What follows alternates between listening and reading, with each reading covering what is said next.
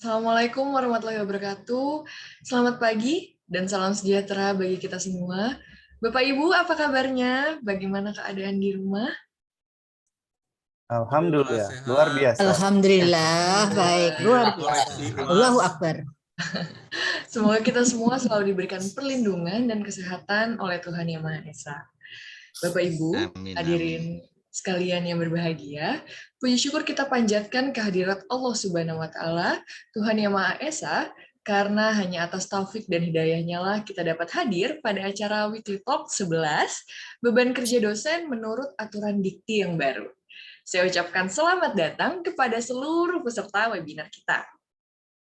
Yang terhormat, Wakil Direktur Bidang Akademik PKN STAN, Ibu Evi Mulyani. Terima kasih Ibu Evi sudah berada di tengah-tengah kita sekarang. Yang saya hormati, para dosen dan seluruh sivitas akademika PKN STAN, narasumber kita, Bapak Ferry Irawan, dosen jurusan pajak, dan juga Bapak Suparna Wijaya, dosen PKN STAN selaku moderator kita pada pagi hari ini, serta seluruh peserta acara yang saya sayangi. Nah, Bapak-bapak, Ibu-ibu, ada pepatah, katanya tak kenal maka tak sayang. Nah, makanya jangan sampai kalau udah kenal nggak disayang ya Bapak Ibu. Jadi izinkanlah saya memperkenalkan diri saya. Sebelumnya, saya ingin berterima kasih atas kesempatan yang diberikan kepada saya untuk dapat memandu acara pada pagi hari ini. Perkenalkan, nama saya Givani Adila Irwanda, mahasiswi PKN STAN, Prodi D3 Penilai di tahun 2019. Sebelum kita memulai acara pada pagi hari ini, seperti biasa, saya pengen ngasih pantun buat bapak-bapak, ibu-ibu, serta seluruh hadirin yang datang pada webinar kita pada pagi hari ini. Melati kuntum tumbuh melata, sayang merbah di pohon cemara. Assalamualaikum mulainya kata, saya sembah pembuka bicara. Assalamualaikum warahmatullahi wabarakatuh. Waalaikumsalam warahmatullahi wabarakatuh. Sebelumnya, saya akan membacakan panduan peserta webinar pada pagi hari ini. Yang pertama, mohon mic dalam keadaan mute atau diam selama berlangsungnya acara. Jika ada pertanyaan yang ingin diajukan, silakan menuliskan pertanyaan di kolom chat Zoom, dan dimohon kepada seluruh peserta acara untuk menikmati acara dengan baik dan senang hati agar seluruh informasi yang diberikan pada pagi hari ini dapat bermanfaat untuk kita semua. Selanjutnya, seperti biasa, saya akan membacakan rundown kita pada pagi hari ini. Yang pertama, akan ada pembukaan oleh MC, yaitu saya sendiri, dilanjutkan oleh pembukaan oleh Wakil Direktur Bidang Akademik, Ibu Evi Mulyani, lalu kita akan masuk ke acara inti, yaitu sharing pengalaman dari narasumber, yang dilanjut oleh diskusi, dan akhirnya ditutup oleh saya sendiri. Nah, daripada kita nunggu berlama-lama lagi, mari kita mulai ke acara pertama kita pada pagi hari ini, yaitu pembukaan oleh Ibu Evi Mulyani. Kepada Ibu Evi, kami persilahkan. Baik, terima kasih Mbak Givani. Saya bukan pembuka atau sambutan, tetapi menyambut kehadiran Pak Ferry, Pak Suparna, dan Ibu Bapak sekalian. Assalamualaikum warahmatullahi wabarakatuh. Selamat pagi teman-teman semuanya. Alhamdulillahirrabbilalamin, segala puji bagi Allah Tuhan Yang Maha Kuasa yang telah memberikan kesehatan dan atas izinnya kita dapat berkumpul pada Weekly Talk edisi 11. Saya ucapkan terima kasih kepada teman-teman P3M sebagai PIC acara kita ini. Terima kasih juga saya ucapkan kepada Ibu Bapak, teman-teman dosen yang berkenan konsisten hadir dalam Weekly Talk kita. Secara khusus kepada narasumber kita hari ini, Pak Ferry Irawan, terima kasih sudah berkenan berbagi pengetahuan tentang beban kerja dosen berdasarkan peraturan dikti terkini. Pak Suparna sebagai moderator juga terima kasih. Tentu topik ini sangat penting untuk kita semua dan sekiranya nanti masih diperlukan lagi pendalaman lebih lanjut, kita juga bisa berdiskusi, berkonsultasi dengan teman-teman Kemendikbud. Insya Allah semoga acara kita berjalan dengan baik, membawa keberkahan, meningkatkan kebersamaan, serta pengetahuan kita. Salam sehat untuk Ibu Bapak semuanya. Terima kasih. Assalamualaikum warahmatullahi wabarakatuh. Baik, terima kasih banyak Ibu Evi. Nah, Bapak-Bapak, Ibu-Ibu, berarti kita langsung saja ke inti acara yang saya yakin pasti udah sama-sama semangat dan excited banget untuk memulainya. Maka saya akan serahkan acara kita pada pagi hari ini kepada moderator kita, Bapak Suparna. Silahkan, Bapak. Terima kasih pada Mbak Givani. yang baik hati gitu ya atas pembukaan acara pada pagi hari ini. Kemudian Bu Evi selaku Wadir Akademik atas sambutannya. Perkenankan saya Suparna Wijaya untuk memandu jalannya acara pada pagi hari ini. Kemudian teman-teman dosen semuanya, apa kabar pada pagi hari ini? Sehat-sehat semua? Alhamdulillah sehat. Alhamdulillah. PKN Stan Mania, mana suaranya nih?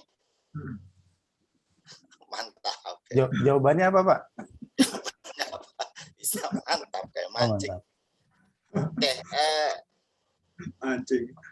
ketika kita ngomongin beban kerja dosen gitu ya, saya teringat waktu pertama kali datang ke kampus ya, bukan pertama kali sih tentunya, maksudnya ketika pindah ke kampus tahun 2016, November 2016. Kemudian seingat saya ada acara dari Prof. Tri di awal tahun 2017 yang saya ingat gitu ya, terngiang-ngiang dalam kepala saya itu bahwasanya pekerjaan dosen itu kalau bisa diistilahkan itu dosen gitu ya, kerjaannya 1 dus gitu ya, bayarannya 1 sen gitu. Tapi mungkin untuk pertemuan kali ini kayaknya bahasannya bukan ngomongin bayaran ya. Jadi kita ngomonginnya adalah apa yang ada di dus itu gitu.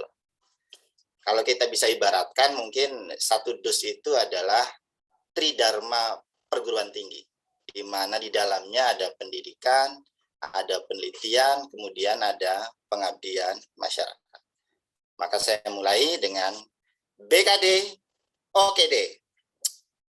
Oke, masih di Tangsel juga, ini hadir di tengah monitor kita.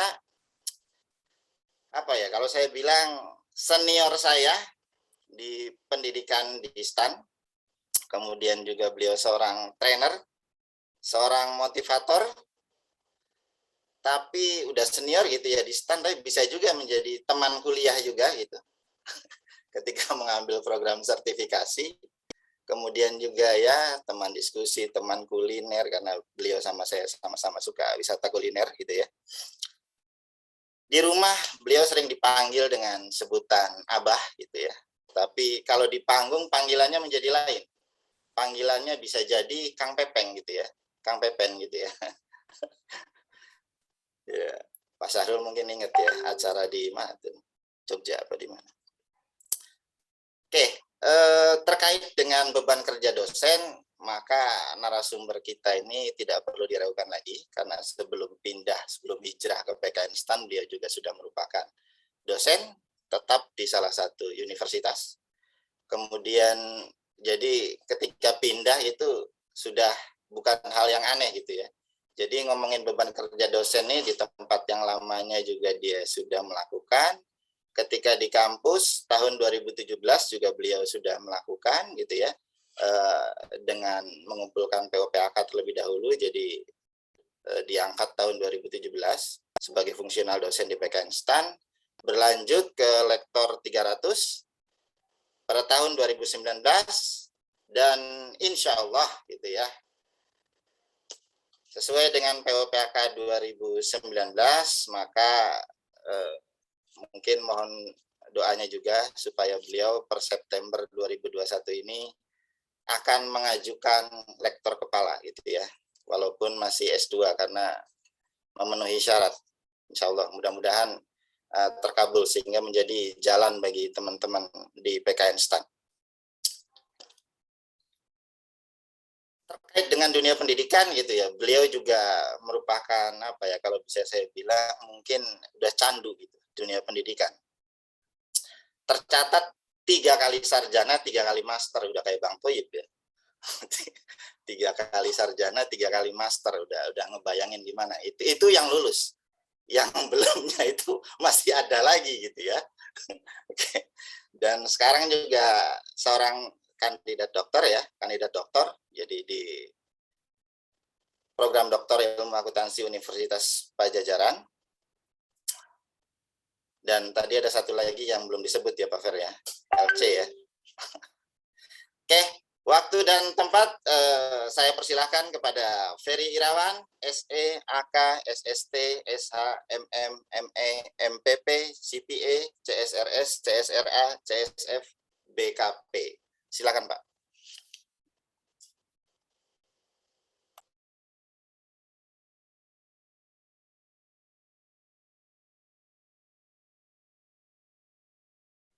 Cek 1, 2, 3. Pak Nana, apakah suara saya dapat terdengar? Aman Pak. Ya, baik. Terima kasih. Bismillahirrahmanirrahim. Assalamualaikum warahmatullahi wabarakatuh.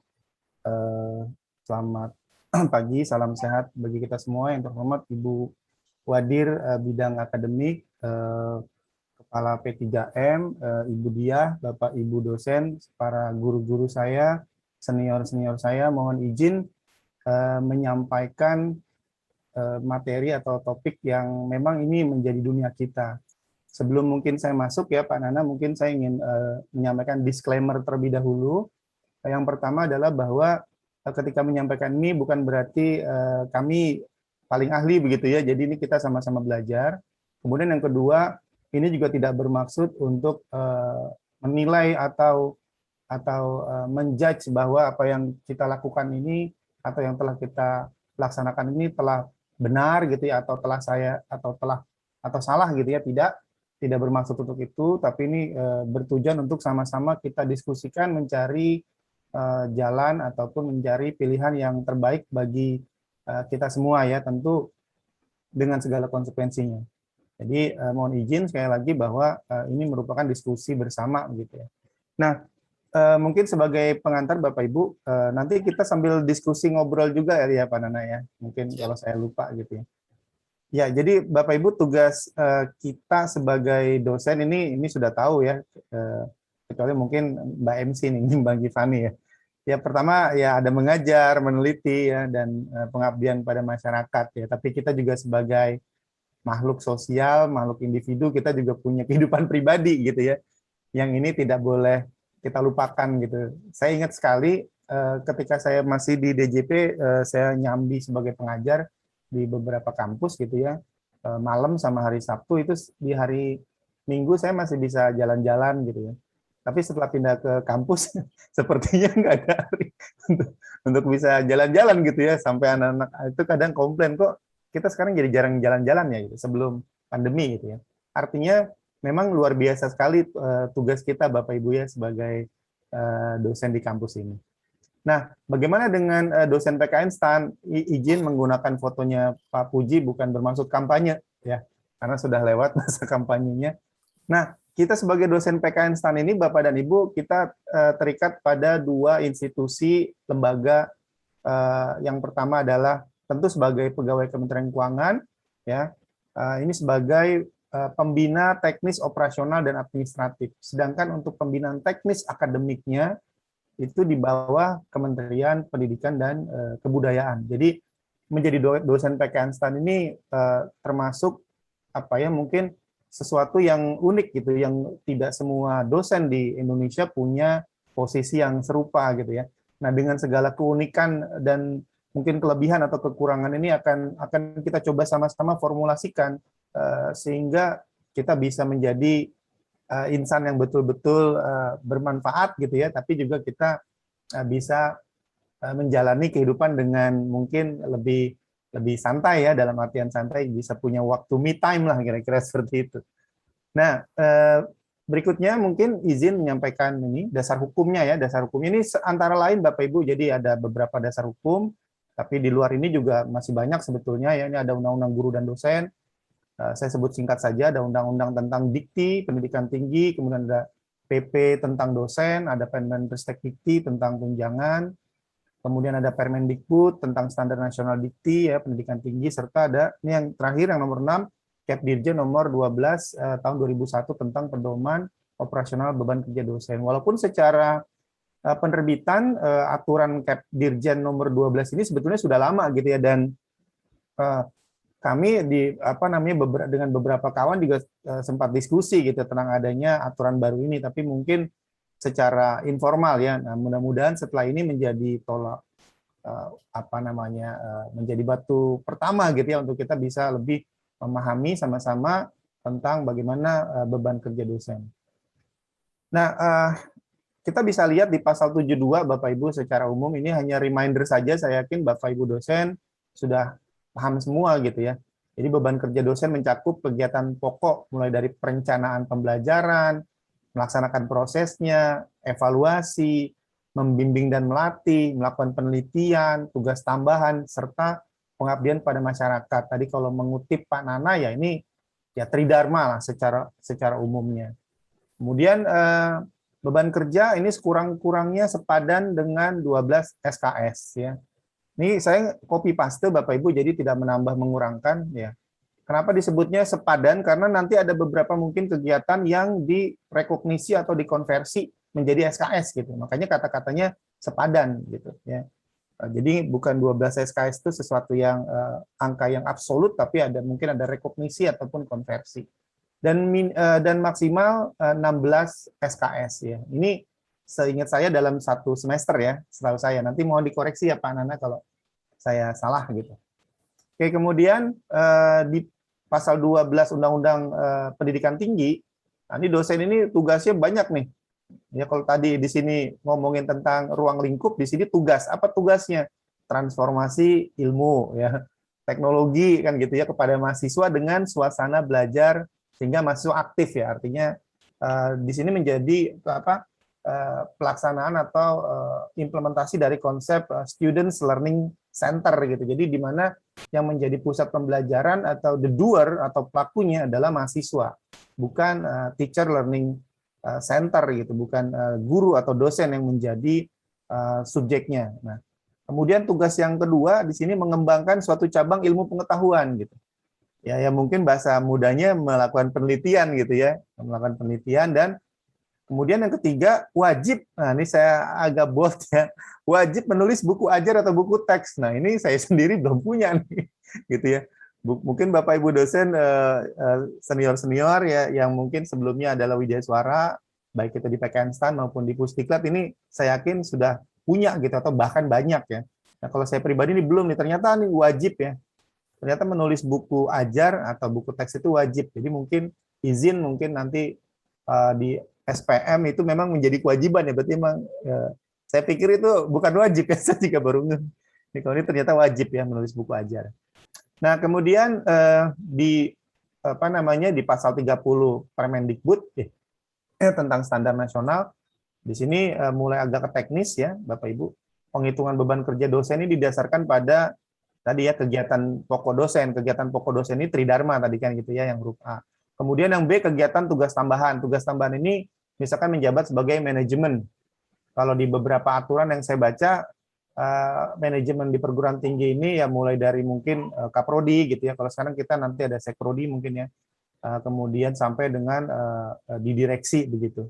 Kemudian kalau kegiatan penunjang ini ya misalkan kita mengikuti kegiatan mengambil profesi gitu ya, kemudian kita aktif di profesi, kemudian kita melakukan kegiatan lainnya, pengembangan diri gitu ya, maupun kegiatan data sharing atau mungkin pencangkokan, beberapa itu bisa masuk ke, selain ke tridharma juga bisa masuk ke penunjang. Jadi ini hitung beban kerja dosen ya tetap patokannya adalah tridharma plus ini tugas tambahan dan kegiatan penunjang. Nah, ini tadi saya lanjutkan saja. Nah, ini yang mungkin menjadi titik krusial atau titik penting dari diskusi kita pada pagi hari ini adalah Bapak Ibu, di dalam Kep Dirjen Dikti nomor 12 ini tabelnya agak balik nih. Jadi yang ada kewajiban umum ya gitu ya, ada kewajiban umumnya dosen, dan yang kedua ada kewajiban khusus. Tapi di dalam Kep Dirjennya justru yang ditampilkan ini saya juga copy paste di tabel yang pertama ini disebutkannya justru kewajiban khusus dosen. Kenapa bukan dari umum ke khusus? Ya, kenapa Kep Dirjen menampilkannya bukan dari umum ke khusus, tapi khusus duluan? Karena yang umumnya itu sama gitu. Yang umumnya kewajiban dosen itu ya tridharma kan gitu ya. Yang tadi itu 12 sampai 16 SKS ya. Kewajibannya 12 sampai 16 SKS. Yang umum itu asumsinya seluruh dosen sudah tahu gitu, dan memang harus tahu ya, harus tahu. Nah, ini yang khususnya apa? Nah, di sini di dalam aturan atau Kep Dirjen Diktinya disebutkan bahwa jenjang kepangkatan dosen ini akan membuat kewajibannya menjadi berbeda. Ya, jadi untuk lektor kepala misalkan di sini ada kewajibannya paling sedikit ya. Di sini saya lingkari 3 tahun. Jadi Kep Dirjen ini melihatnya dari perspektif 3 tahun bukan tahunan gitu ya. Kenapa 3 tahun? Ya, asumsi saya walaupun tidak dijelaskan adalah bahwa mungkin ada kegiatan-kegiatan yang sifatnya mungkin multi years gitu ya, kayak penelitian ya. Penelitiannya misalkan 2019, bikin proposalnya 2019 akhir, melaksanakan penelitiannya 2020, publikasi 2021 gitu, mungkin gitu ya, sehingga dianggap bahwa 3 tahun ini menjadi time frame yang adil begitu bagi dosen untuk bisa menunjukkan performa atau kinerjanya terkait dengan tugasnya. Nah, untuk lektor kepala ini paling sedikit 3 karya ilmiah. Jadi mohon izin Pak Aksol gitu ya, ini dalam 3 tahun ya, kewajiban khususnya paling sedikit 3 karya ilmiah yang diterbitkan dalam jurnal nasional terakreditasi. SINTA berarti ya, kalau di kita SINTA, atau paling sedikit 1 jurnal internasional. Nah ini. Gitu. Jadi di sini ada keterangannya ya, nanti Bapak Ibu nih saya kira sudah paham ya, di sini salah satunya sebagai penulis pertama kalau jurnal nasional.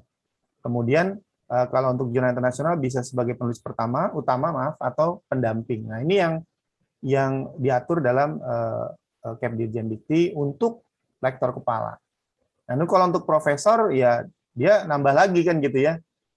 Ada menulis buku ajar, 1 buku gitu ya, buku ajar atau buku teks ya. Sebetulnya mungkin berbeda ya kalau yang pernah kita dapatkan atau yang pernah kami dapatkan dulu dari Prof. Tri atau dari narasumber yang lain. Buku ajar dan buku teks itu agak berbeda ya. Buku teks itu lebih saya kira lebih sulit mungkin ya, lebih kompleks dalam menyusunnya. Tapi ini mungkin bisa jadi bahan diskusi juga. Kewajibannya sama ya, 3 karya ilmiah dalam jurnal internasional bahkan ya. Jadi kalau untuk guru besar, profesor itu dalam 3 tahun paling sedikit 3 karya ilmiah. Ya, salah satunya sebagai penulis utama. Ya, penulis utama itu adalah penulis pertama atau penulis korespondensi. Jadi bisa jadi kita bukan penulis pertama, kedua atau ketiga, tapi kita utama ya, karena kita menjadi korespondennya. Nah ini dan seterusnya gitu ya. Nah ini yang paling banyak ini di kita saat ini ya. Jadi kalau untuk lektor kepala mungkin kita masih 1 gitu ya, segera menyusul nanti mungkin Pak Altaf, kemudian Pak Asgar, kemudian Pak Yun ya kalau saya tidak salah. Nah, ini untuk yang asisten ahli dan lektor. Jadi dalam 3 tahun kewajibannya asisten ahli menulis buku ajar, buku teks atau publikasi ilmiah. Ini alternatif nih. Jadi bisa buku ajar, buku teks atau publikasi ilmiah. Ya, kata-katanya publikasi di sini. Nah, jumlahnya 1 bisa sebagai penulis utama atau penulis pendamping. Nah, sedangkan untuk lektor menulis buku ajar, buku teks atau publikasi ilmiah. Nah, ini sama nih asisten ahli sama lektor kalau di sini gitu ya. Ini tidak berbeda ya kalau kita lihat di sini ya, baik sebagai penulis utama atau pendamping. Nah, kemudian bagaimana Dikti atau Kementerian Pendidikan dan Kebudayaan melihat bahwa apa yang sudah direncanakan atau dilaksanakan oleh dosen itu sudah memenuhi atau belum. Jadi M ini maksudnya memenuhi gitu ya. M ini memenuhi. Ya. Apakah sudah memenuhi atau belum? Misalkan untuk dosen yang nomor 1 ini dosen biasa, maksudnya dosen biasa, dosen yang tidak mendapatkan tugas tambahan, gitu. Jadi kalau untuk dosen biasa ini kita tahu ya Bapak Ibu ya, unsur kegiatan kita kan ada pendidikan A dan B. Kenapa A dan B? Karena A itu memperoleh pendidikan, kita yang belajar, ya kita yang kuliah gitu ya, nanti ada ijazah doktor. Kalau yang B ini yang melakukan kegiatan pendidikan, artinya mengajar. Ini pendidikan, kemudian yang bagian C-nya penelitian. Nah, ini minimal 9 SKS gitu ya, minimal 9 SKS. Ya, minimal 9 SKS dan di sini keterangannya tidak boleh kosong, artinya dosen biasa itu wajib ngajar gitu. Wajib ngajar ya, wajib ngajar, terus wajib neliti gitu ya. Jadi neliti nggak bisa jadi pilihan, saya ngajar aja gitu ya. Kalau di aturan Dikti ya Bapak Ibu ya. Itu nggak bisa milih. Jadi kita memang harus punya penelitian lah gitu ya. Kemudian juga pengabdian pada masyarakat juga nggak boleh kosong, artinya kita ya wajib mengisi kan gitu ya. Penunjang juga tidak boleh kosong. Nah ini kalau dijumlah 12 sampai 16. Jadi di sini Kep Dirjen ini memberikan keleluasaan bagi perguruan tinggi gitu untuk memodifikasi atau menyesuaikan kira-kira Ini mau berapa SKS ini ditentukannya. Tapi di sini pendidikan dan penelitian itu minimal 9 SKS. Gitu. Apakah misalkan pendidikannya 8, penelitiannya 1 SKS, ya mungkin bisa. Tapi di sini minimal nih kata-katanya minimal. Artinya kalau mau dipolin juga bisa gitu ya. Tapi tetap totalnya maksimal 16 SKS, minimal 12 SKS dalam 1 semester ya. Nah, kemudian kalau dosen dengan tugas tambahan yang Bapak Ibu yang saat ini mungkin menjabat gitu ya. Nah, ini pendidikan maksudnya pengajaran gitu ya. Ini minimal 3 SKS gitu. Jadi ngajar 3 SKS kalau menurut Dikti ya boleh gitu ya. Dan ini wajib nih, tidak boleh kosong. Minimal 3 SKS. Kemudian penelitian boleh kosong.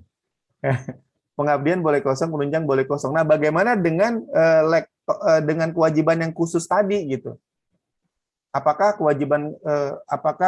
dosen yang menjabat ini itu menjadi gugur kewajibannya kalau kita kaitkan dengan ini gitu ya. Jadi misalkan ada asisten ahli, lektor atau lektor kepala atau guru besar terus dia menjabat gitu ya.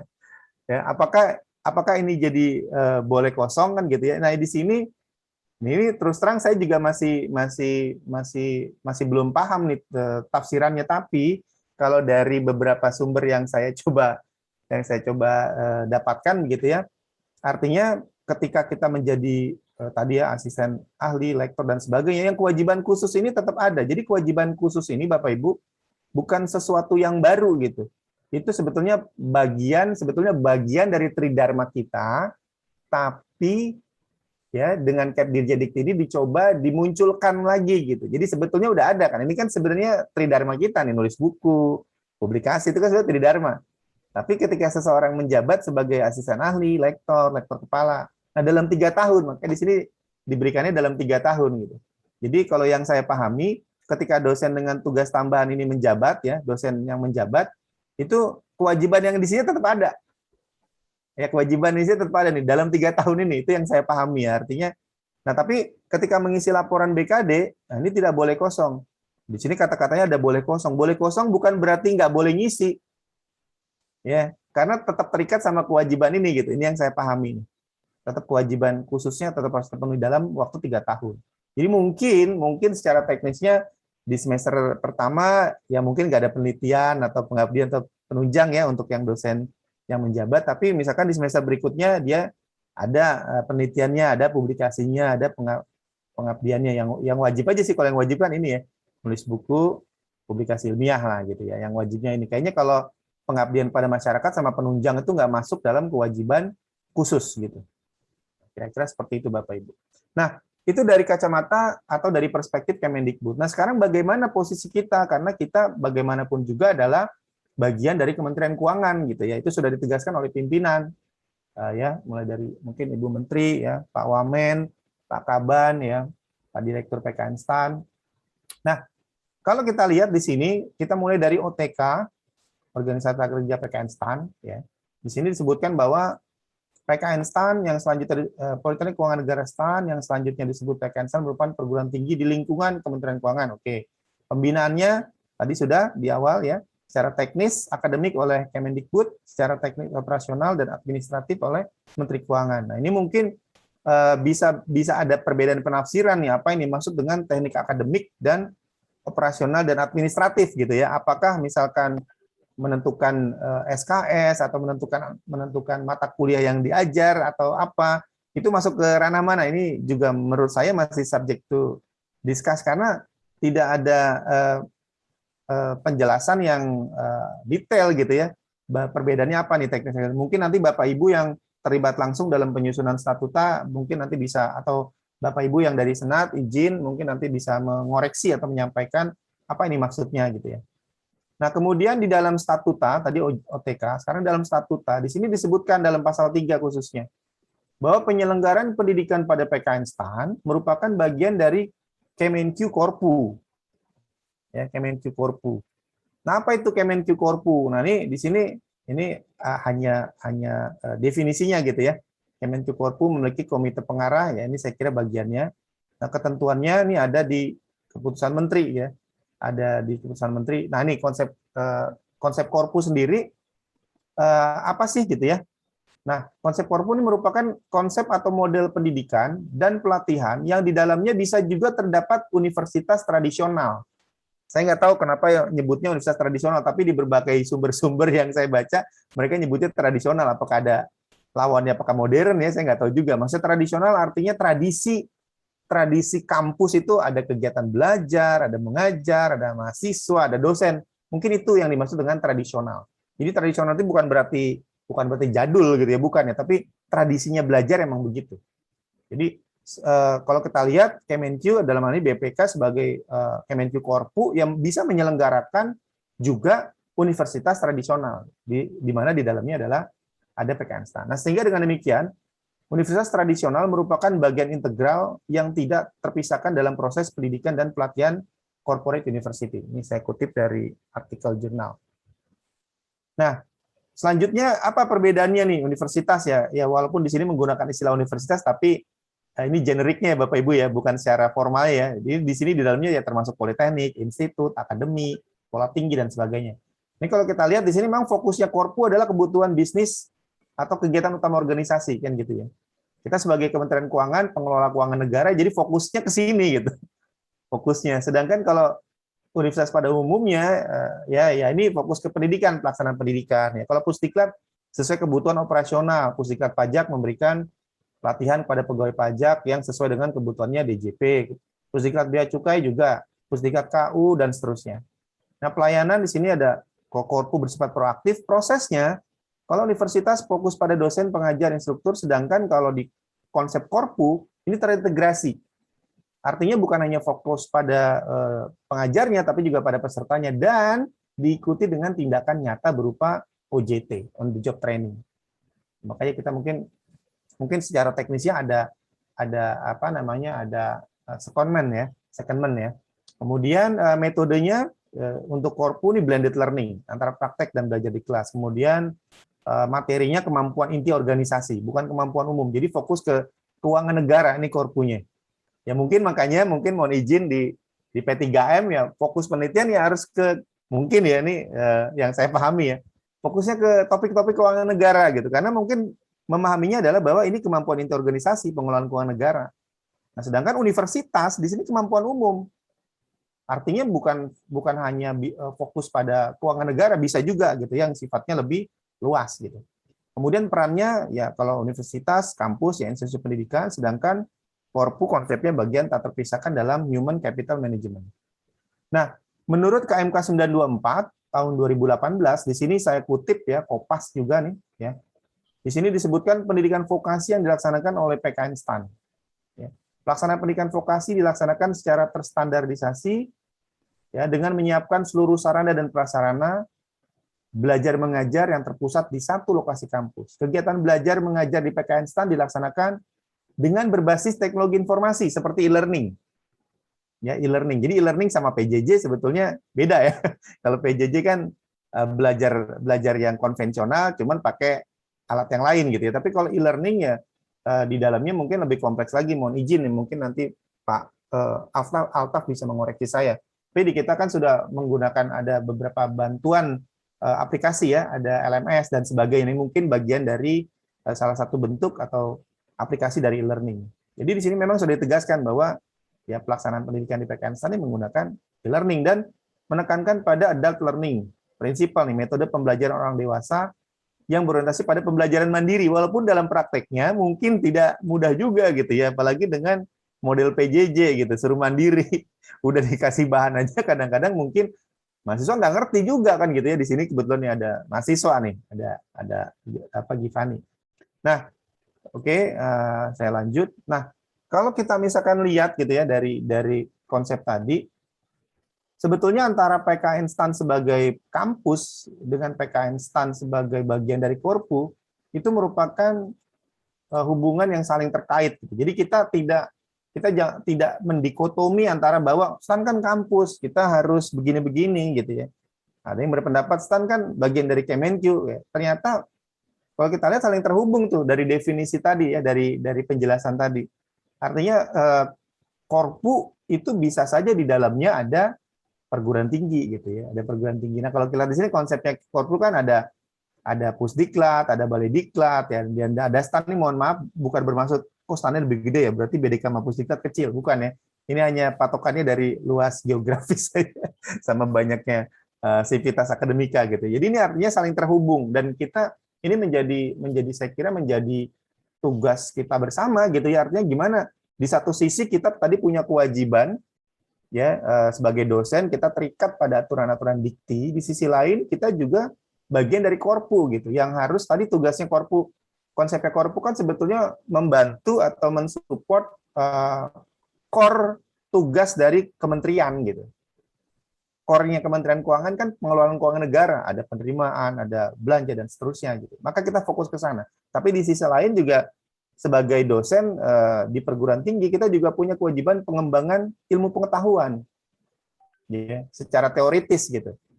Sedangkan di Korpu konsepnya bukan hanya teoritis tapi juga lebih ke aplikatif. Nah ini menjadi menarik kalau menurut saya, menjadi tantangan ya saya kira, bagaimana kita bisa merumuskan tugas-tugas dosen ke depannya atau beban kerja dosen ke depannya agar dapat memenuhi keduanya. Tentu tidak bisa sempurna, tapi saya kira perlu juga kita diskusikan bersama. Nah makanya di sini yang menjadi diskusi kami adalah ya bagaimana nih kira-kira menyelaraskan nih antara beban kerja dosen ya yang sesuai dengan ketentuan dikti dan Korpu. Kemudian bagaimana pengukuran kinerja yang tepat. Karena kalau kita lihat, saya mohon izin Pak Nana ya, sebenarnya ini udah habis nih, udah terima kasih. Nah, ini lampirannya saya tampilkan di sini. Kalau kita lihat sebetulnya beban kerja dosen itu sebetulnya ini contoh ya. Ini rubriknya nih Bapak Ibu, ini rubriknya. Jadi ternyata pelaksanaan pendidikan itu konversi SKS-nya banyak, bukan cuma ngajar. Jadi misalkan contoh nih, misalkan Pak Nana misalkan gitu ya, melaksanakan di nomor 13 nih, yang warna hijau ini merupakan sesuatu yang bukan dilatar belakangi, yang disemangati, yang dilatar belakangi oleh semangat kampus merdeka ya, gitu ya, yang warna hijau ini gitu ya. Jadi misalkan Pak Nana misalnya melaksanakan kegiatan pendampingan mahasiswa di luar institusi, kan banyak nih dosen-dosen kita yang menjadi pembimbing buat mahasiswa gitu ya. Nah ini bisa diakui SKS itu 5-12 tuh. Jadi bukan cuma ngajar gitu. Kalau ngajar itu 1 SKS, hitungannya 1 SKS lah gitu ya. Saya ngajar misalnya pengantar hukum pajak 2 SKS ya, 2 SKS. Tapi kalau saya mendampingi mahasiswa, ini konversi SKS-nya bisa 5-12 gitu. Jadi Bapak Ibu bisa mengukur sendiri kalau misalkan Bapak Ibu kegiatannya selain ngajar, ada kegiatan ini mengembangkan pedoman yang mungkin yang di SPM banyak nih sama P2AI ya. Mengembangkan bahan pengajaran, modul ini 2-5 SKS gitu. Dan ini masuk BKD kan gitu ya. Ini masuk BKD karena ini rubriknya kan, ini rubriknya. Ini rubriknya. Kemudian penelitian misalkan. Nah, penelitian yang standar nih menghasilkan karya ilmiah sesuai dengan bidang ilmunya. Nah, ini 2,5 sampai 10 SKS. Menghasilkan karya ilmiah ya. Kalau yang ini kan yang warna hitam ini hasil penelitian atau pemikiran, ini yang standarnya nih hitam nih, menerjemahkan, menyadur buku, ini yang standarnya. Ya. Tapi kalau di sini kalau kita lihat ada yang besar nih membuat rancangan teknologi ini sampai 10 sampai 20 SKS bahkan konversinya. Ya. Menghasilkan rumusan kebijakan yang monumental, kertas kebijakan, policy brief atau policy paper. Nah, ini yang mungkin bisa kita ambil celahnya karena kita bagian dari Korpu, mungkin Bapak Ibu dosen yang punya keahlian di bidang ini gitu ya, memberikan masukan dan itu digunakan gitu, misalkan oleh BKF, Dirjen Anggaran, Dirjen Perben dan sebagainya. Ini konversinya 2,5 sampai 5 SKS gitu. Ya, jadi kalau misalkan kalau saya hitung minimal 12 maksimal 16, ini kalau kita melaksanakan 2 atau 3 aja dari yang di sini itu bisa lebih. Nah, kalau lebih boleh nggak? Nah, Dikti memberikan aturan maksimal 16 itu bukan berarti nggak boleh dari 16, tapi bagi dosen yang mampu perform di atas 16 itu ada penghargaan. Kata-katanya gitu Bapak Ibu. Saya nggak tahu ya penghargaannya apa dapat piagam atau apa, saya nggak tahu. Tapi yang saya baca gitu ya, itu mendapatkan penghargaan. Jadi kalau dikonversi misalkan izin misalnya Pak Maman gitu ya, mendampingi mahasiswa, bikin ini pengajaran, penelitian ini, kemudian menghasilkan rumusan kebijakan, dikonversi semua totalnya berapa SKS tuh dalam 1 semester. Nah, itu berarti misalnya lebih dari 16. Nah, itu lebih dari 16-nya selisihnya, nah, kita akan mendapatkan penghargaan. Nah, tentu penghargaan di sini yang mungkin perlu dirumuskan lagi ya, kita juga perlu melihat apa gitu ya, penghargaannya apa dalam bentuk apa saya nggak tahu juga. Oke, ya ini penelitian. Kemudian pelaksanaan pengabdian kepada masyarakat ini luas juga nih, menduduki jabatan pimpinan pada lembaga pemerintahan, bekerja pada industri organisasi di Kemendikbud. Nah, di sini tadinya 0 nih, yang jadi merah 3-10 SKS nih kalau nggak salah usulan ya, kalau saya nggak salah nih. Nah, ini mau dijadikan ini gitu, mau dijadikan SKS. Kemudian melaksanakan pengembangan hasil pendidikan dan penelitian yang dapat dimanfaatkan oleh masyarakat. Ini 2-10 SKS. Memberi latihan penyuluhan ya ada semua gitu ya. Bahkan sampai 6 SKS. Nah, ini yang nomor 7 nih, menarik. Berperan serta aktif dalam pengelolaan jurnal ilmiah. Nih SKS gede banget. Jadi Bapak Ibu yang pengelola jurnal ya, yang di Info Arta dan seterusnya. Ini besar nih konversi PKM-nya. 5-10. Nah, tapi tentu ini saya kira tidak saklek ya kalau saya melihat acara kegiatan sosialisasi dari Kemendikbud, ini nggak saklek seperti ini, tapi ini kira-kira konversinya seperti ini gitu ya. Ini besar juga nih, Pak Nana ya, dan Bapak Ibu semua. Jadi kegiatan PKM itu luas gitu ya. Artinya banyak yang bisa kita ambil celahnya, dan kemungkinan mungkin bisa lebih dari 16 gitu kalau kita melaksanakan itu semua.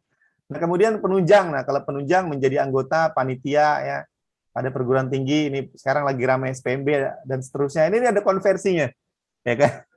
Ada konversi 0,2 sama 6 SKS. Menjadi anggota panitia pada lembaga pemerintah dan seterusnya ya. Nah, saya kira ini sama lah dengan yang ini. Nah, kemudian tadi Bapak Ibu, BKD ini terkait dengan indikator atau IQ-nya perguruan tinggi, dan IQ perguruan tinggi ini erat kaitannya dengan akreditasi sebetulnya. Jadi sebetulnya ketika kita bicara beban kerja dosen, kita tidak hanya bicara tentang kepentingan dosen secara individu gitu. Ya biarin aja lah, dia anak-anak udah 40 SKS tuh ya. Ngajar 12, ngelola jurnal apa segala macam, total 40, biarin aja lah. Nah, ini saya kira perlu kita rumuskan secara bersama-sama, secara sistematis. Kenapa? Karena nanti masuk IQ-nya perguruan tinggi. Dan ini akan menjadi bagian dari penilaian akreditasi. Mohon koreksinya Pak Altaf apabila saya salah. Nah, ini ada di dalam Dirjen Dikti gitu ya. Ini ada 1, 2, 3, 4, 5, 7, 8 ya. 8 indikator kinerja utama. Lulusan mendapatkan pekerjaan yang layak, mahasiswa mendapat pengalaman di luar kampus. Ini bagian dari konsep Merdeka Belajar. Dosen berkegiatan di luar kampus. Nah, ini menarik nih. Ya kan? Ini apakah berkegiatan di luar kampus ini apa? Ini perlu kita bikin juga parameternya. Mencari pengalaman industri. Jadi mungkin konsep, kalau saya lihat ya, konsep secondment gitu ya, mungkin bagian dari ini gitu. Ya, atau berkegiatan di kampus lain, mengajar misalkan Pak Aksol, karena kita belum ada magister dan doktor, Pak Aksol ngajar di Trisakti, misalkan S3 bimbing disertasi, itu masuk dari sini gitu ya, rekognisi kan gitu ya, memenuhi IQ. Karena syarat untuk jadi guru besar pernah membimbing, mengajar S2 dan S3 Pak Aksol. Jadi kalau PKN belum ada program itu ya agak ini gitu, bukan nggak bisa, tapi ya syaratnya itu gitu ya. Nah, ini ternyata masuk di sini gitu, dosen berkegiatan di luar kampus. Kemudian praktisi mengajar di dalam kampus, saya kira ini sudah kita laksanakan sejak lama ya, kita mengundang dari unit, eselon 1 lain, termasuk dari kementerian lain, dan juga para praktisi dari konsultan dan praktisi lainnya. Kemudian hasil kerja dosen digunakan masyarakat dan mendapat rekognisi internasional. Kemudian program studi bekerja sama dengan mitra kelas dunia. Nah, ini bagian dari IQ-nya ternyata nih, IQ-nya perguruan tinggi nih. Ya, program kerjasama dengan mitra kelas dunia. Kalau di Dikti itu menyebutkan misalkan kita bikin kerjasama dengan universitas yang top 100 lah gitu ya. Mungkin kalau top 100 belum bisa, mungkin top 500 dulu gitu ya, atau top 1000 gitu ya, berjenjang gitu. Nah, ini juga bagian dari IQ. Kemudian kelas yang kolaboratif. Jadi dengan adanya Cap Dirjen Dikti yang baru, pendekatan yang diinginkan adalah evaluasi menggunakan metode studi kasus. Nah, saya belum paham secara teknis, nanti mungkin di SPM yang lebih paham ya. Evaluasi ini maksudnya apakah UTS UAS-nya jadi pakai studi kasus gitu ya, atau apa? Saya secara teknisnya saya belum paham, tapi secara konseptual ini kok kelas yang kolaboratif dan partisipatif memang hanya bisa terwujud kalau ada case study gitu. Jadi kalau cuma kita menyampaikan materi, ujiannya itu gitu ya, ujiannya tentang pengetahuan itu ya mungkin kurang gitu ya, kurang kolaboratif. Tapi kalau case study kita bisa melihatnya dari berbagai perspektif. Dan yang ke-8, program studi berstandar internasional. Ya, ini alat ukurnya memperoleh akreditasi tingkat internasional. Jadi ini IKU, ini yang kita kejar lah. Kalau kita bicara perguruan tinggi ya IKU-nya PKN STAN secara umum ya ini gitu. Dan itu saling berkaitan erat dengan beban kerja dosen. Jadi diturunkan dari IKU-nya perguruan tinggi ke BKD tadi. Gitu. Jadi nggak semata-mata cuman ya udah yang penting dosen-dosen terpenuhi IKU-nya udah aman gitu ya. Nah saya kira ini juga perlu mendapatkan perhatian dari pemangku kepentingan, para pemangku kepentingan di lingkungan BPPK gitu ya, bahwa sebagai perguruan tinggi yang juga merupakan bagian dari Korpu, Kemenq Korpu, kita juga punya tugas ini gitu. Ya, kira-kira demikian. Nah, ini teknis banget sih, saya pikir bisa kita diskusikan di lain kesempatan. Saya kira cukup Pak Nana karena waktu yang disediakan juga terbatas menjelang Jumatan. Saya kira demikian yang dapat saya sampaikan, Bapak dan Ibu. Saya kembalikan ke Pak Nana. Terima kasih. Mohon maaf apabila ada kesalahan. Wassalamualaikum warahmatullahi wabarakatuh. Waalaikumsalam warahmatullahi wabarakatuh. Terima kasih atas pemaparannya, Pak Ferry. Silahkan kalau ada yang mau bertanya terkait dengan pemaparan tadi, gitu ya, atau ada yang mau menyampaikan diskusi. Boleh saya, Pak Nana? Oh, boleh. Silakan, Pak Kuat. Ya, makasih Pak Nana. Makasih Pak Ferry sudah menjelaskan peraturan baru karena belum sempat baca juga ya dengan pemaparan tadi, paling tidak kita tahu ya beberapa perubahan-perubahan. Ada 3 hal yang ingin saya komentari sekaligus mungkin bertanya ya. Yang pertama terkait dengan Korpu, tadi sempat disinggung bulatan-bulatan tadi gitu ya, kaitan PKN STAN, Pusdiklat, Balai Diklat, itu benar secara teori, namun dalam pelaksanaannya memang tidak mudah ya, karena PKN tupoksi antara PKN STAN dengan Pusdiklat dan Balai itu memang sangat berbeda jauh. Bahwa PKN STAN bagian dari Korpu Kementerian itu betul. Hanya kemudian kalau harus digabungkan itu yang mungkin masih agak-agak sulit sedikit lah gitu ya. Karena hampir kalau boleh saya bilang gitu, pengalaman saya hampir tidak ada gitu irisan antara Pusdiklat dengan PKN STAN. Kalau Widya Suara ngajar ke PKN STAN bisa, tapi PKN STAN ngajar ke Pusdiklat kan juga dikurangi sekarang ini ya. Kemudian yang kedua terkait dengan BKD itu justru saya mau bertanya di sana, BKD yang ada di Sister itu sebenarnya kita yang mengisi sendiri gitu, ataukah memang sebenarnya data itu sudah disajikan oleh lembaga dan dosen tinggal mengklaim satuan-satuan kegiatan yang ada di sana. Karena selama ini ketika saya buka Sister banyak sekali data yang belum lengkap ya. Termasuk misalkan saya pengen banget mengurus PAK gitu, tetapi datanya yang tidak tersedia.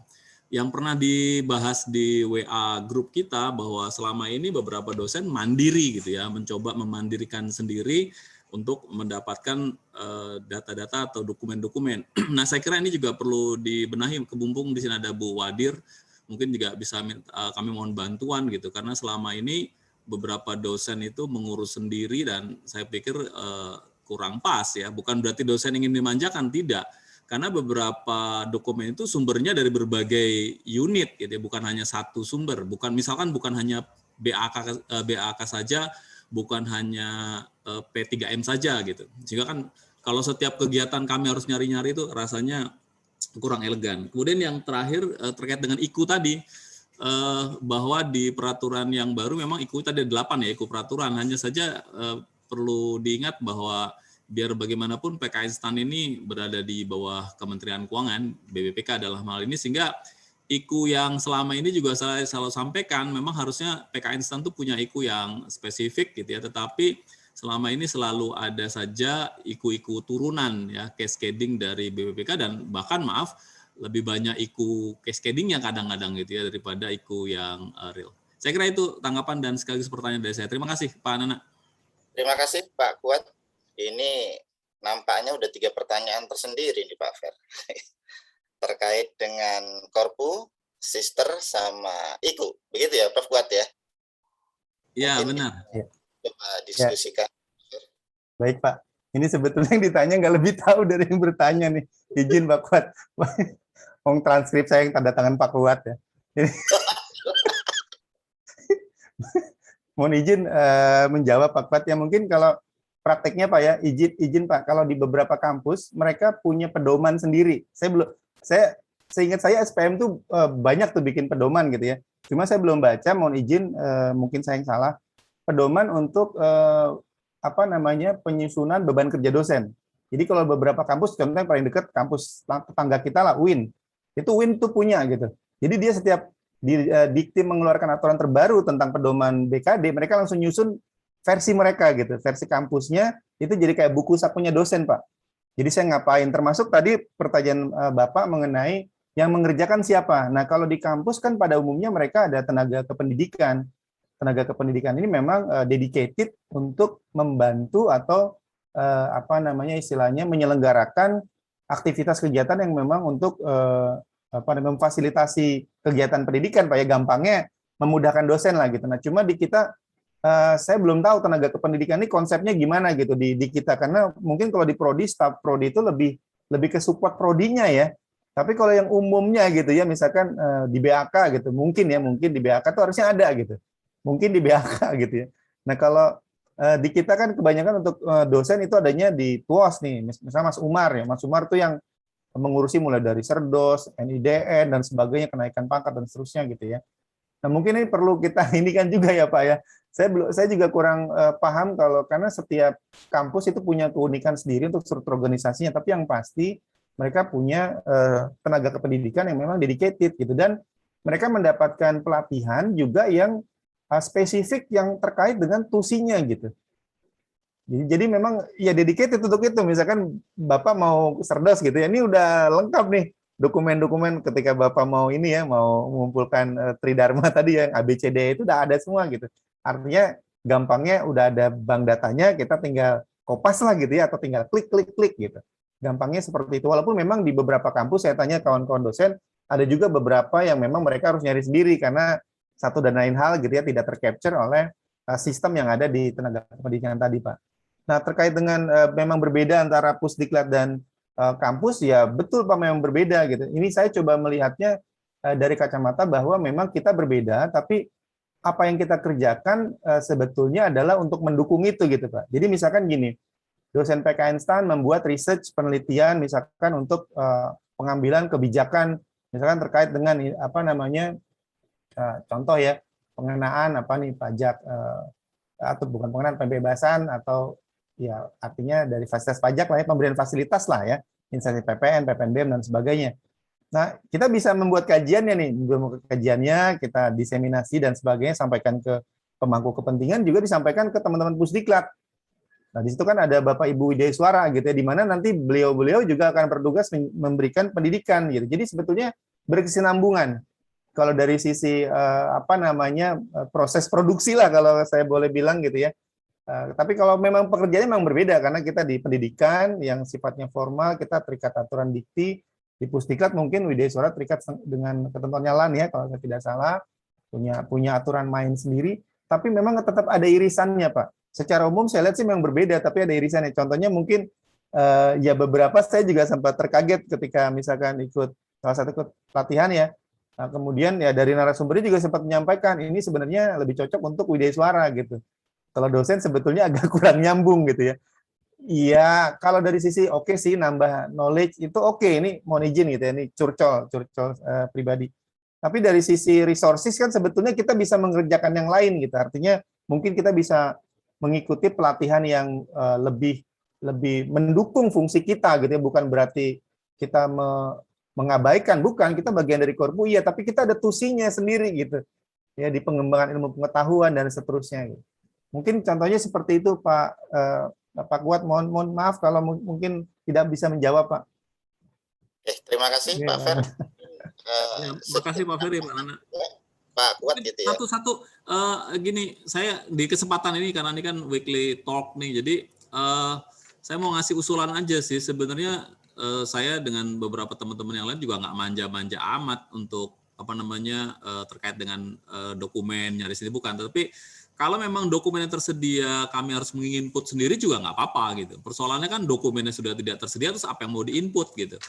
Yang ada kan masing-masing nyari-nyari sendiri. Saya kira nyari-nyari sendiri yang harus mulai mulai dihindari lah saya kira ya. Kita dikasih dokumennya, yang input sendiri juga nggak apa-apa kok gitu. Itu usulan aja sih. Makasih. Siap. mungkin sedikit ini juga Pak, share pengalaman gitu ya, ketika ikut Serdos tahun 2000 tahun lalu ketika ikut Serdos, memang ada beberapa poin gitu ya, di mana kayaknya kampus nggak paham semuanya Pak, terkait dengan penelitian gitu kan Pak, kemudian terkait dengan pengabdian kepada masyarakat, karena pengabdian kepada masyarakat yang menurut dikti tadi kan luas banget ya Pak Fer ya. Jadi kayaknya nggak semua datanya ada di kampus. Kemudian juga terkait dengan penunjang sama pengembangan diri Pak. Jadi kalau saya kan udah berkembang ya, jadi udah 86 kilo ya, udah lumayan. Yang nggak bisa diinput oleh dosen itu seingat saya pengajaran Pak. Pengajaran itu nggak bisa diinput sama dosen. Nah mungkin itu gitu Pak ya, sama terkait dengan ST-ST yang lain Pak ya, kayak ST sidang gitu ya, nguji skripsi gitu Pak ya, dan segala macamnya. Kalau nyarinya gampang mungkin. Pak Nana, saya menyambung sedikit ya. Oh, siap Ibu, ngomong Ibu. Nah, ini kan seru ya kalau udah bicara administratif, kemudian beban kerja dosen gitu ya. Saya ingin sampaikan ke teman-teman bahwa saya secara personal, sebagaimana sudah saya sampaikan dalam beberapa kesempatan juga sangat mensupport. Artinya bahwa teman-teman dosen ini berkarya begitu ya, dan manajemen menyediakan menjadi enabler-nya gitu, sebagaimana tadi diharapkan disampaikan kembali oleh Pak Fuad. Nah, namun sayangnya untuk area supporting ini menjadi tupoksi di Wadir Keuangan dan Umum gitu. Jadi kalau saya sendiri, meskipun saya begitu mempunyai komitmen, saya begitu semangat untuk bisa memenuhi ini, saya tidak bisa sendiri gitu. Jadi saya pun hanya bisa meneruskan, merelay harapan-harapan kita ini kepada Wadir Keuangan dan Umum. Kebetulan kelihatannya tidak hadir ya Pak Agus Sunarya pagi ini.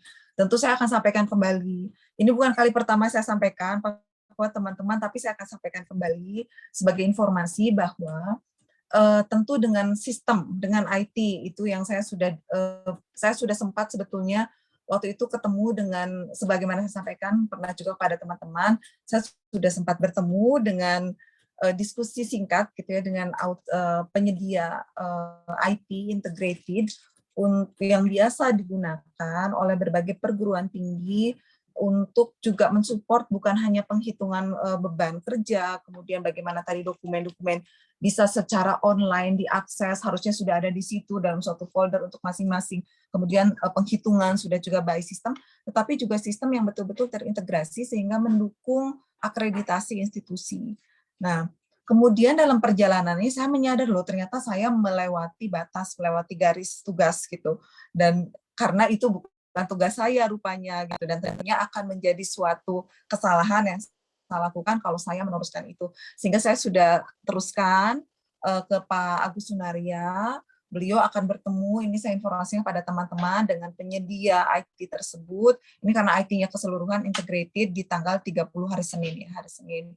Tentu saya akan ikut hadir untuk juga bisa melihat meskipun saya bukan PIC, karena saya sangat ingin mendukung supaya administratif ini bisa selesai by IT, karena kalau menggunakan Tendik, saya kira Tendik di kita juga dengan institutional setting kita yang spesifik, tidak sama dengan perguruan tinggi yang lain, akan menjadi isu juga gitu ya.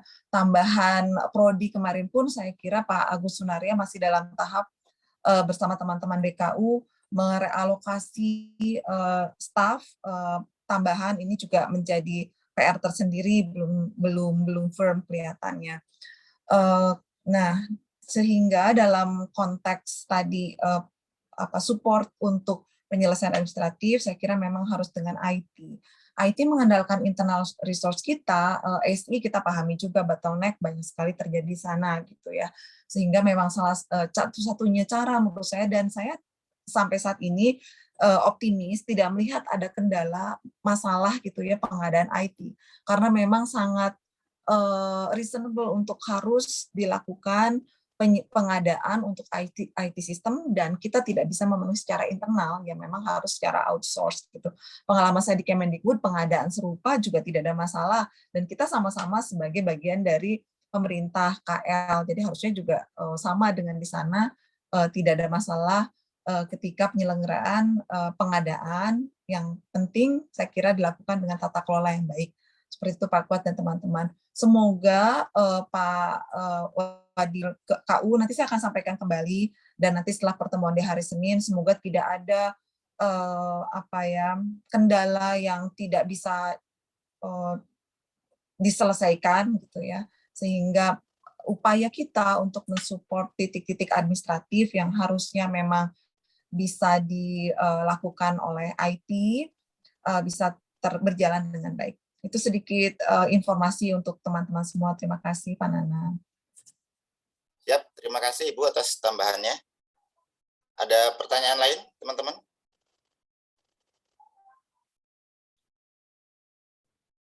Kalau belum ada, mungkin boleh saya izin bertanya Pak Fer gitu ya. Tadi kan ada kewajiban umum, ada kewajiban khusus gitu ya. Jadi kalau kewajiban khususnya dalam 3 tahun, tapi kewajiban umumnya di mana di dalamnya itu harus ada penelitian juga gitu. Apakah ini yang dimaksud adalah semacam publikasi di luar kewajiban khusus gitu? Misalkan contohnya proceeding gitu ya, kemudian book chapter, apalagi ya, poster, paten ada tadi ya. Mungkin seperti itu Pak Fer. Iya, jadi yang kewajiban khusus tadi Pak Nana sebetulnya dia bukan memunculkan sesuatu yang baru dari yang umum, karena yang kewajiban dosen kan secara umumnya tridharma kan gitu ya. Nah, kenapa dimunculkan kata-kata khusus itu dalam waktu 3 tahun? Sebetulnya tujuannya supaya istilahnya mungkin lebih ingin memunculkan lah gitu ya, atau mungkin memotivasi dosen-dosen bahwa ada kewajiban tertentu nih, walaupun sebetulnya bagian dari yang kewajiban umum tadi Pak gitu. Dan ini kalau saya lihat dari Dikti sendiri sebetulnya lebih banyak tanda petik ya mengembalikan ke perguruan tinggi penyelenggara. Artinya misalkan ada perguruan tinggi yang mensyaratkan ya, misalkan di beberapa kampus tadi kan kalau Dikti mensyaratkannya dalam 3 tahun untuk guru besar itu ada 3 artikel gitu ya. Kalau yang lektor kepala 1 artikel di jurnal internasional misalnya. Tapi ada beberapa kampus 1 semester 1 gitu. Nah itu nggak apa-apa gitu. Jadi Dikti itu sebetulnya aturan standar apa ya? Kalau saya bilang standar minimal mungkin Pak ya. Kalau kita bicara itu tuh lebih ke standar minimal. Artinya kalau perguruan tingginya punya keinginan untuk menambah dalam artian atau memodifikasi, saya kira sepanjang itu masih bagian dari kegiatan tridharma ya gitu. Saya kira tidak apa-apa sih. Gitu Pak Nana. Ya, terima kasih Pak Fer. Ya. Ada yang bertanya Pak Ferry. Monggo. Pak Nana, melanjutkan apa yang disampaikan Pak Nana tadi, Pak Ferry. Nah, terkait dengan kewajiban khusus, walaupun saya belum punya kewajiban khusus nih, karena belum rektor kepala dan profesor. Tapi tadi di kewajiban khusus mungkin ini dalam benak saya bahwa yang namanya kewajiban khusus adalah khusus bagi mereka yang jabatan lektor kepala dan profesor itu tadi. Posisinya dimanapun, artinya bahwa walaupun dia sebagai pejabat atau memperoleh tugas tambahan, maka kalau dia kedudukannya sebagai lektor kepala atau sebagai profesor, maka dia tetap wajib itu yang tadi. Nah, selain kewajiban umum ya, kalau kewajiban umum berarti otomatis kalau menjabat boleh kosong dong penelitian kan gitu. Tapi kalau dia sebagai lektor kepala, maka dia ada kewajiban khusus yang wajib. Nah gitu. Nah pertanyaan saya begini Pak Ferry, seandainya nanti saya jadi lektor kepala gitu kan ya. Kemudian misalnya saya tidak memenuhi kewajiban khusus yang minimal tadi yang Pak Ferry katakanlah itu adalah kewajiban minimal, karena di beberapa perguruan tinggi mungkin lebih banyak gitu ya. Nah itu ada sanksi tertentu nggak dari Dikti Mas? Misalnya ya sudah diturunkan lagi ke lektor lagi atau ke asisten ahli gitu misalnya gitu. Ada nggak? Makasih gitu Pak Ferry. Turun. Siap Pak Kapus, izin menjawab. Yang pertama Pak, izin Pak, kewajiban khusus mulai dari asisten ahli Pak. Asisten ahli, lektor itu sama Pak, kewajibannya dalam 3 tahun ada publikasi atau membuat buku ajar. Itu yang pertama Pak. Siap. Ya, yang kedua sebetulnya kewajiban BKD ini kewajiban semua dosen gitu ya. Jadi mohon maaf gitu, kadang kan ada yang menganggap bahwa ya kita kan nggak dapat tunjangan serdos ya. Jadi nggak perlu bikin BKD, sebetulnya nggak begitu. Jadi membuat BKD, mengikuti serdos, itu ketentuannya Dikti. Masalah nanti ada tunjangannya, ada sanksinya, itu perkara lain. Jadi sebagai gambaran, izin Pak Kapus, kalau di perguruan tinggi lain gitu ya, info yang kami dapatkan, BKD itu erat kaitannya dengan tunjangan Serdos, Pak. Jadi misalkan di semester ini saya bikin rencana kerja kan gitu ya, atau saya bikin laporan dari semester lalu, terus tidak memenuhi nih dari asesornya. Nah sayangnya kita belum ada asesor karena syarat asesor BKD itu minimal doktor dan dia sudah lektor, atau dia belum doktor tapi sudah lektor kepala, itu bisa jadi asesor BKD. Nah kita belum ada gitu. Mestinya nih udah banyak nih, karena udah banyak yang doktor ya. Mungkin kita bisa mengajukan nanti nih untuk menjadi asesor BKD. Jadi kita bisa menilai sendiri gitu, nggak perlu dinilai sama dosen dari kampus lain yang belum tentu paham karakter kita yang merupakan bagian dari Kemenq Korpu gitu. Nah kaitannya dengan itu Pak. Jadi kalau tidak memenuhi berdasarkan penilaian asesor, kalau nggak salah asesornya 2 ya, kalau saya nggak salah gitu, supaya lebih fair mungkin ya. Itu nanti tunjangan Serdosnya bisa ditunda Pak. Kalau dia udah nerima, itu bisa diminta mengembalikan. Nah, kalau di kampus lain seperti itu. Nah, di kita yang terkait dengan BKD, nah ini saya nggak tahu ya dari sisi konsekuensi penurunannya, tapi ya kalau yang selama ini ada di tataran teknis itu tunjangan Serdosnya dibatalkan atau diminta mengembalikan. Jadi belum ada sampai ke tataran turun ini Pak, turun grade gitu ya, misalnya dari LK jadi lektor atau dari lektor turun jadi A, itu saya belum dapat infonya Pak. Mungkin ada tapi saya mungkin belum dapat. Nah, menariknya di kita adalah BKD ini untuk yang Bapak Ibu yang sekarang lagi Serdos ya, kalau nggak salah terakhir ya. Itu kan menjadi concern penting tuh, padahal kita juga belum tersosialisasi kan adanya penyusunan BKD ini, karena menurut saya tidak adanya tunjangan Serdos, BKD itu menjadi penting. Kenapa? Yang pertama alat ukur kita di kacamata dikti. Yang kedua, itu nanti bagian dari dikti untuk menilai yang IQ tadi Bapak Ibu, yang 8 indikator utama itu. Apakah perguruan tinggi ini sudah memenuhi IQ-nya atau belum, dan nanti saya yakin ada kaitannya gitu ya dengan akreditasi. Nah mungkin nanti Pak Altaf nih yang lebih, atau Bapak Ibu yang di SPM yang lebih paham nih mengenai ini gitu ya. Artinya tetap ada kaitannya gitu, tetap ada kaitannya. Jadi walaupun kita nggak dapat tunjangan Serdos ya, kita kan tetap harus Serdos. Kenapa? Karena undang-undang bilang dosen wajib Serdos gitu. Bukan dosen wajib dapat tunjangan Serdos, bukan. Dosen wajib Serdos. Masalah kita dapat tunjangan itu perkara lain kan, karena kalau nggak salah Pak Kapus ya pernah nyampaikan juga ya, kita ada pilihan kan, mau tunjangannya Kemenq atau Serdos. Kemudian yang kedua juga sama BKD. BKD itu ya tetap harus dikerjakan gitu, masalah nggak ada kaitannya dengan tunjangan Serdos atau apa. BKD itu ya kewajiban sebetulnya. Sebetulnya kewajiban ya. Cuma saya nggak tahu, mungkin ada informasi lain, apakah ada kekhususan buat PTKL begitu ya, PTKL termasuk di dalamnya STAN atau tidak. Tapi di dalam ketentuan itu tidak membedakan Bapak Ibu. Yang saya baca ya, tidak membedakan ini khusus kampus vokasi kayak gini, nggak ada. Ya dosen-dosen aja. Kita dosen, kita punya ini DN, kita ikut Serdos ya, berarti kita ikut aturan itu gitu. Kita ikut nyusun BKD. Dan masalah yang sanksi tadi, izin Pak Kapus saya belum bisa menjawab Pak, belum dapat infonya. Tapi sejauh ini teman-teman dosen di kampus lain yang kita coba tanyakan gitu ya, kita audiensi ngobrol, ya itu nggak ada Pak, lebih ke nggak dapat tunjangan gitu Pak, atau disuruh mengembalikan tunjangan Serdosnya. Demikian mungkin Pak Kapus yang dapat kami sampaikan. Oke, siap, makasih. Iya Pak Ferry. Ya. Kalau kita lihat memang semua itu ada tugas khusus ya, artinya ada beban khusus ya memang ya, sampai dengan asisten ahli.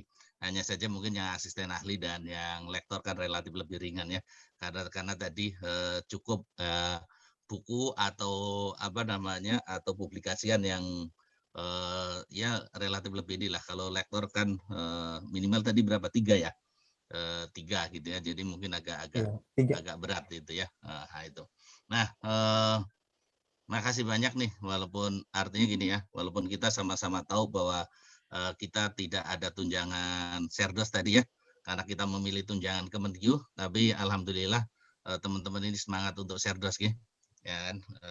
Walaupun ya tadi mungkin Pak Kuat ya banyak kan nih Pak ya, banyak kendala gitu ya, bukan banyak kendala sih, karena memang banyak yang harus kita input ya. Pengalaman saya waktu Serdos itu saya juga nggak tidur kadang sampai jam 2 pagi gitu Pak Kuat ya.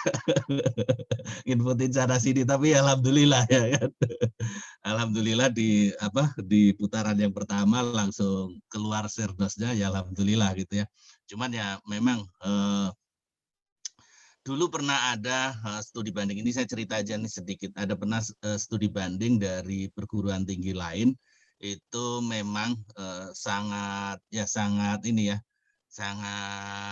kaget dengan kondisi STAN yang tenaga kependidikannya sangat minimal, artinya sangat sedikit. Di prodi itu kita cuma berapa orang gitu, padahal jumlah